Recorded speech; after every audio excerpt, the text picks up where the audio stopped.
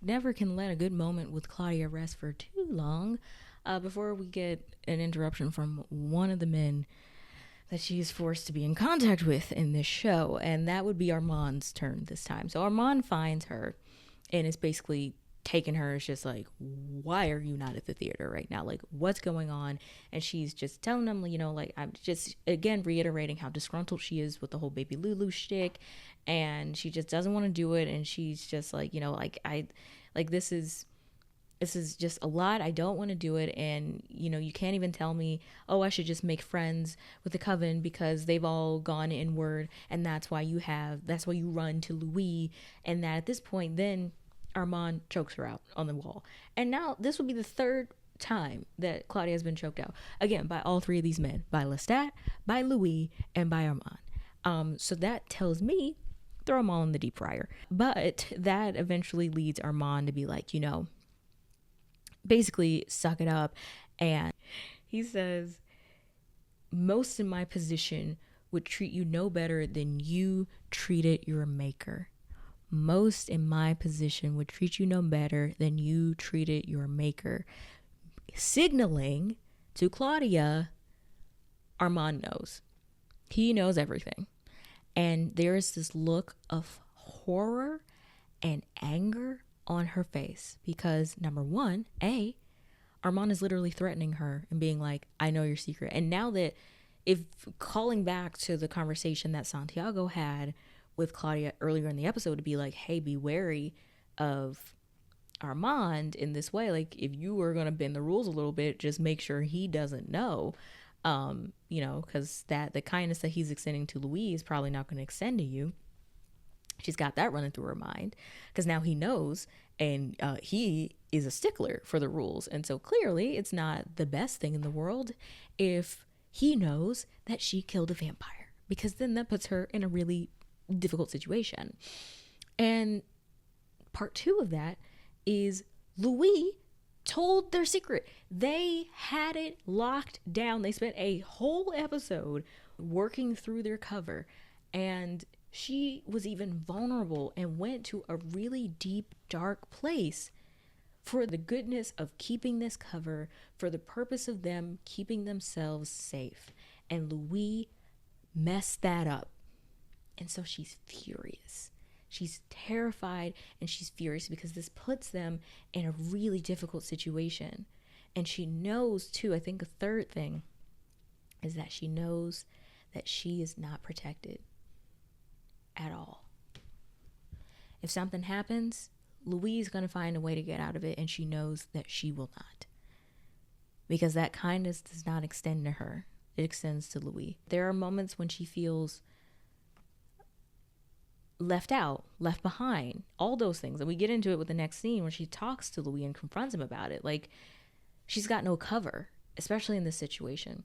And so he's choking her out and just basically being like, get your behind back to the Coven and clean up your mess. And she's just like, she's terrified at this point. And then at the end of the scene, Santiago was sitting there waiting in the shadows, and Armand chokes him out. And it's just, he says like, know your role, thesp, or something like that, like thesp being thespian. And I was like, oh, so glad we got a new insult for theater kids. So I'm putting that in the rotation. You know what I'm saying? Know your place, thesp. Woo. Brutal. But then Claudia confronts Louis, as she should. She basically comes in and she's just like, why does he know everything?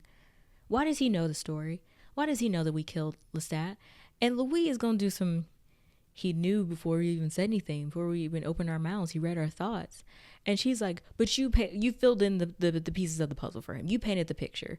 You told him who did the poisoning, who did the throat cutting, etc., etc. Like, she's basically like, don't give me that. Don't just act like, oh, he's just known and it's never been a situation, blah, blah, blah, blah. She's like, he knows. He may have known a little bit, but you told him everything. And I know you did. And she was like, what happened to me and you and me and you? What happened to that? What happened to that? What happened to us sticking up for each other, having each other's back?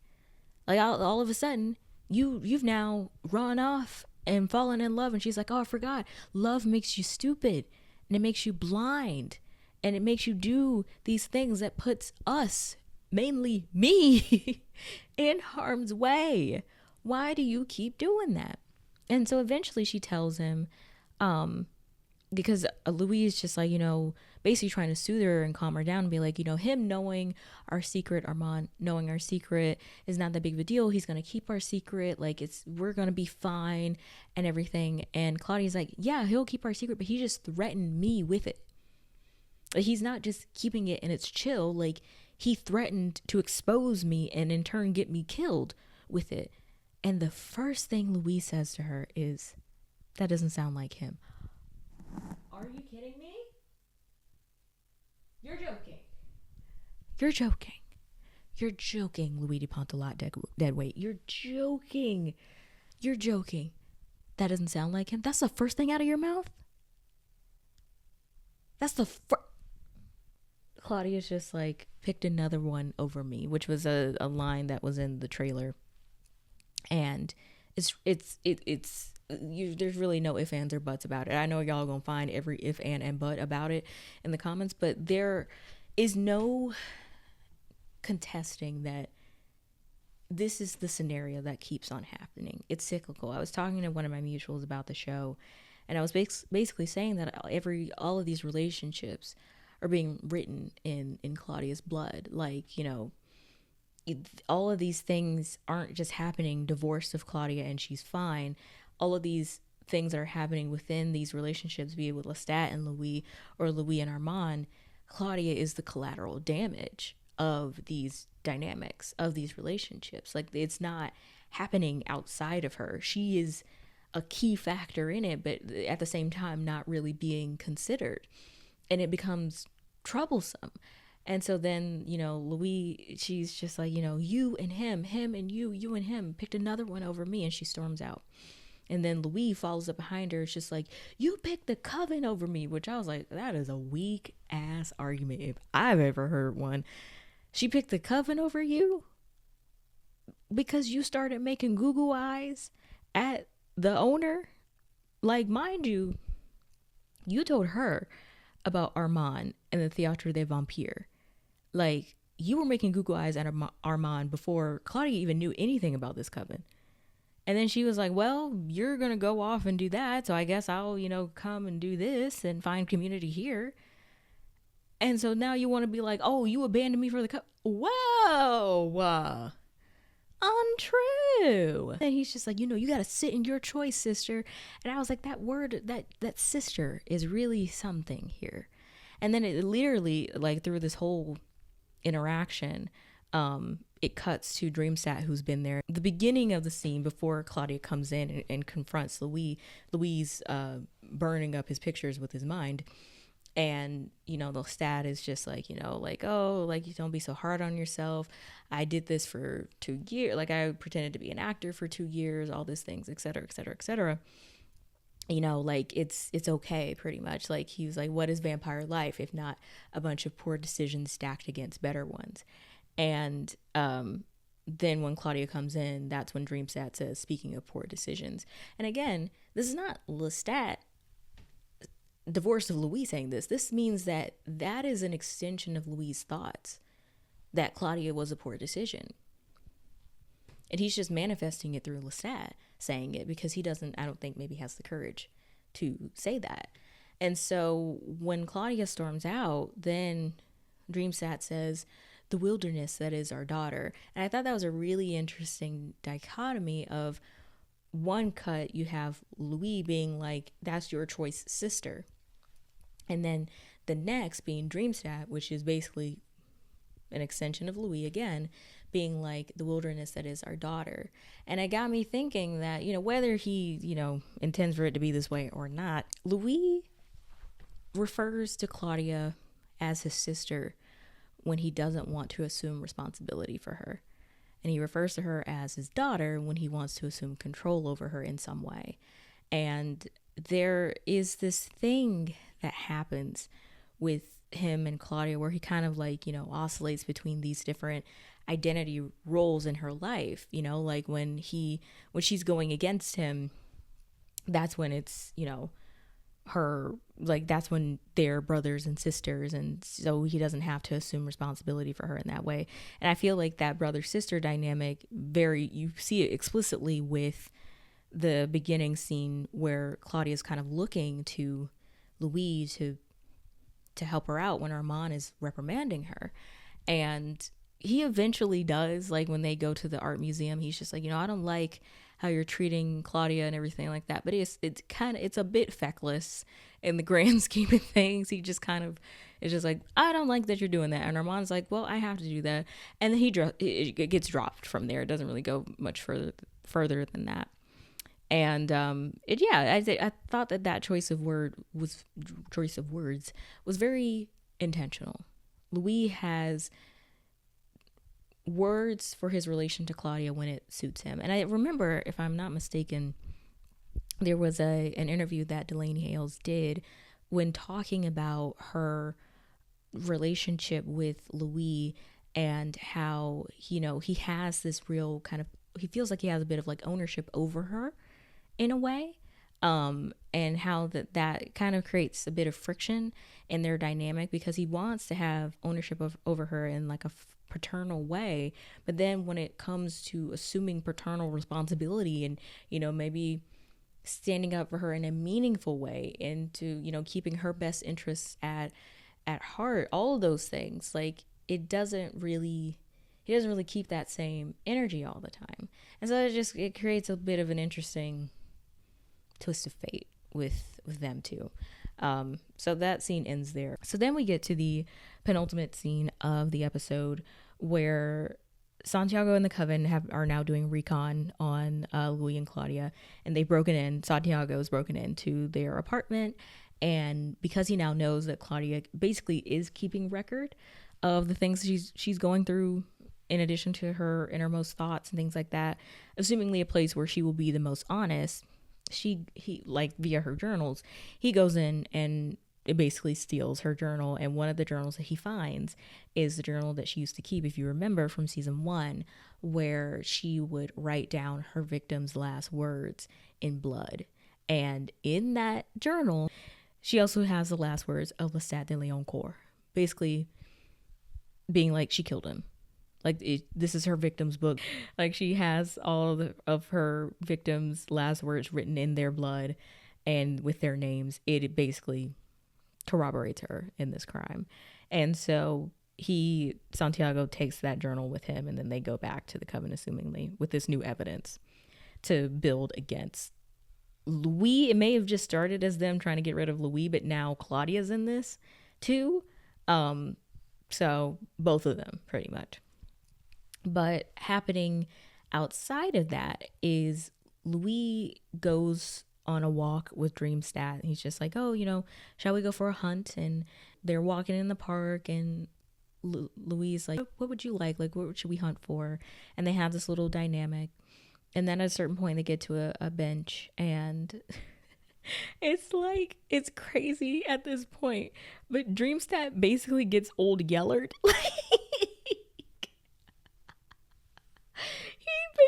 Gets old Yellard. He goes, and they're just in Dreamstat's like, no hunt. No hunt. And Louis like, no hunt. It just feels like someone, like a parent abandoning a pet on the side of the road. Like, it's not funny. It is, but it was the way that it happened was so funny. But basically, he's setting things up to be like, like, Dreamstat is just like, oh, you're breaking it off with him being Armand. And Louis like, yeah, and Dreamstat's like, well, it was for the best. Like, it wasn't going to work out anyways. And then it begins to start, it's already raining, but it starts to rain. And Louis kind of like is holding the umbrella over both of them. And then when he takes the umbrella down, Dreamstat begins to kind of disappear and go away. He basically gets blipped pretty much.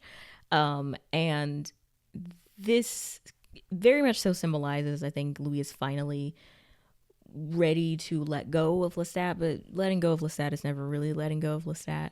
But I think he's less letting go of Lestat and is more ready to embrace Armand. He's ready to be locked in with Armand. He's not holding space for, he's not, okay, he's not holding as much space, that's a better word, for Lestat as he had been doing, to be kind of haunted by Dreamstat. So Dreamstat is literally like he's fading away. And there was a really cool acting moment that the person I was watching with pointed out. And like Lestat, Dreamstat is basically being like, I say whatever you want me to say. And Louise like, say apple. And then Dreamstat immediately says apple. And then Louise like, say it in French. And there's a bit of a pause. Like Sam Reed takes a bit of a pause because assumingly, because Dreamstat is of Louis is kind of rusty with the French language. So it would take him a little bit of time to find the word for apple in his brain, because Lestat is he's a native French speaker. So he would clearly know the word for apple, but there's like a little bit of a pause from Dreamstat, and then he eventually says the word. I just thought that was like a fun little like acting quirk, a little acting choice that was made in the scene. It was really, really good. But basically it's just a symbol of Lestat, or of Louis, kind of letting go. And I think also too, when we get deeper into the scene, it kind of feels like Dreamstat and Louis kind of merging into one too, because Louis kind of pops out with like, human pimp Louis again. Like he gets very like, like bold and everything. Like like he assumes dominance in that moment. But I think with him relinquishing the control that Dreamstat had, he assumed some of the control or exhibited the behaviors of control that Lestat had over him. And he's now doing that with Armand. So Armand comes and Louise summoned him. And basically Louise saying like, I'm not going anywhere. Santiago wants your job, but I'm not leaving here. I want to be here with you. And basically he tells him how things are going to go. Like it feels like Louis is like, I'll be in this relationship with you, but I'm going to be essentially the Lestat of this dynamic. Like I'm going to be the dominant one. Like I'm going to be the one in charge. I'm going to be the one calling the shots. And we see that exhibited most clearly because when he's with even Dreamstat, which is not real Lestat, he holds the umbrella for both of them and then puts it down. But then when Armand comes over, he's talking to Armand and you can tell he's being very domineering. And then he at one point says, I'm a little wet. And so then Armand quickly like puts up the umbrella. And it's like whoever's holding that umbrella is the sub in that dynamic. Even with Lestat, there's still a part of Louis that will always be the sub and Lestat be the dom. And with Armand and Louis, it will always be Louis is the dom and Armand is the sub. Like it's this kind of back and forth. We just keep seeing their dom sub role play played out over hundreds of years between the three of them. That's just basically what it is. Louis is telling Armand like, let Santiago think that he's the heir apparent, let him think that he's running things, and then when he eventually fails, then the Coven will come running back to you and the ball will be in your court, whether you want to do that or not. Now, mind you, they think that the bigger play is Santiago becoming leader of the Coven, when the bigger play is Santiago building a case against Louis and Claudia to get them killed. So it's like a game of chess and checkers. Like they're playing two different games right now. But ultimately, this scene is more than anything is Louis kind of vowing commitment to Armand, but he's vowing commitment on his own terms is essentially what's happening here. So then we get to the final scene where, because of the whole picture fiasco, we're cutting to the present, because of the whole picture fiasco, Louis and Armand are fighting, and Louis is just like, you embarrass me, like how did those pictures get in there, et cetera, et cetera, et cetera. And Armand is like, maybe you put them in there, basically to kind of like poke the bear a little bit of Louis' like memory issues and be like, maybe you did and you didn't remember. And Louis is like, excuse me? And Armand's like, I take it back. And Louis is like, yeah, you take it way the fuck back. Like that. I was like, ooh, feisty. Okay. But they're arguing, and while all that's happening, Daniel is basically, I think, he keeps getting these like brain flashbacks, and so he decides to search through the history that the Telemasca has offered to him, and he's searching through San Francisco. He searches for his own name. I think when he's searching through the victims from San Francisco from a certain time, he lands on a name Catherine Mitchell, which I assume will be of a name of importance in the following episodes. I'm not gonna even lie to you. I know one of y'all probably knows who that is, but I don't quite know who that is. But he like highlights her name, so that's a name of significance, and we'll probably find out what's happening there. But then he searches for his own name, and he sees the photo of him and Louis walking. Like, they've done surveillance on him pretty much, and they see a photo of him and Louis walking, and then a photo assumingly taken later of Louis and I guess Armand, or I guess Louis and Armand. There's someone like in a hooded like jacket and everything, so I'm not sure if that's Louis. It looked like him, but I didn't get a good look. But carrying a seemingly unconscious young Daniel, out of an apartment. So that's pinging to Daniel. Something happened between us and I have no memory of it. What is it? And so he's getting more glimpses of a memory. He's getting glimpses of Armand and Louis kind of yelling at each other, of there being this like real contention. Armand is like telling him the story about himself, like again doing the thing of like rummaging through his memories, where he's just like, you told a girl you'd only do her if she had a paper bag on her head, which I was like, ooh, Daniel, that is so rude. But basically he's getting this download of memories, which is ultimately pinging to him, something happened between us that I wasn't up until this point aware of. Like, I had no memories of, but now I'm getting those memories back. What's happening? And someone pointed out a really good theory. I wish I could credit where it was from. It might have been either from Reddit or Tumblr, or maybe Twitter, one of them. But someone said that Armand always wants someone else to do the blowing it up for him. You know, like he wanted Lestat to come in and kind of burn down the Paris Coven, or reconfigure it, you know. And I think this is him wanting to not have this responsibility as this like master of the Coven. Like, he wanted Lestat to come in and detonate it. You know, he wanted Louis to come in and detonate the Théâtre des Vampires. He wanted Daniel to come in and detonate this, you know, history that he can't seem to escape. And that, it feels like Armand kind of giving Daniel some of his memories back in this way is, and ultimately invigorating Daniel to ask these questions of what happened, is ultimately leading towards that pace.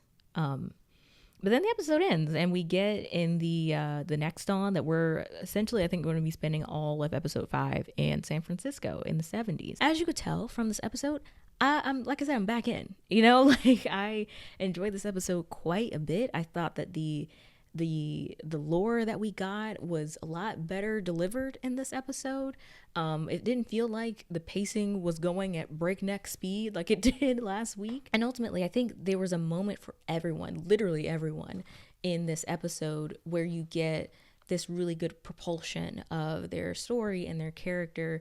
And really, this was the episode to kind of mesh everything together and just show like how these dynamics affect everyone, and everyone had these like moments of vulnerability that were really, really great. It's just, I thought it was like, I think this is probably like my second favorite episode of the season so far, episode 2 being my favorite. But I really liked how everything came together this week, which I was a little bit nervous coming off of last week, just because I thought that there were a lot of things about last week that weren't the best, that felt a little bit out of form for the show. But this episode felt like, okay, we're back on track. And I'm kind of hoping that we're kind of, you know, this is like the simmer before the boil that will be, you know, episode 7 and 8, like the finale episodes. I'm hoping that this is like we're working to a rolling boil type of thing. So like things will kind of be here and then we're going to go up, you know, versus it kind of being all over the place. So I thought this episode was really, really great. I don't have a ton of like after episode notes because I feel like I've worked in a lot of what I wanted to say within the video. But I do hope you enjoyed this installment of Be Kind Recap Review. That's the new name for this content series that I came up with. I'm very proud of it. Thank you very much. Don't forget to like and subscribe and comment and do all that stuff. Let me know what you thought about the episode, and also let me know what you want to see from this channel even beyond Interview with the Vampire. Are there other things that you guys want me to watch? Are there things you want me to talk about? Like, really, it runs the gamut. We can talk about a lot of different things. I've got some stuff up my sleeve. I got an ace up my sleeve too, but I just kind of want to get a read and a vibe from the audience. I know I threw a little bit of playful shade to some of the comments from last week, but again, it's really all love. This is a TV show. Like, at the end of the day, yeah, it's a TV show, like, it's never gonna be, this is not rocket science. We're just having fun, we're rocking and rolling, we're having a good time. Don't forget, I'm Bobby, this is Culture Kitsch. I don't have an outro yet, but I'll see you next week.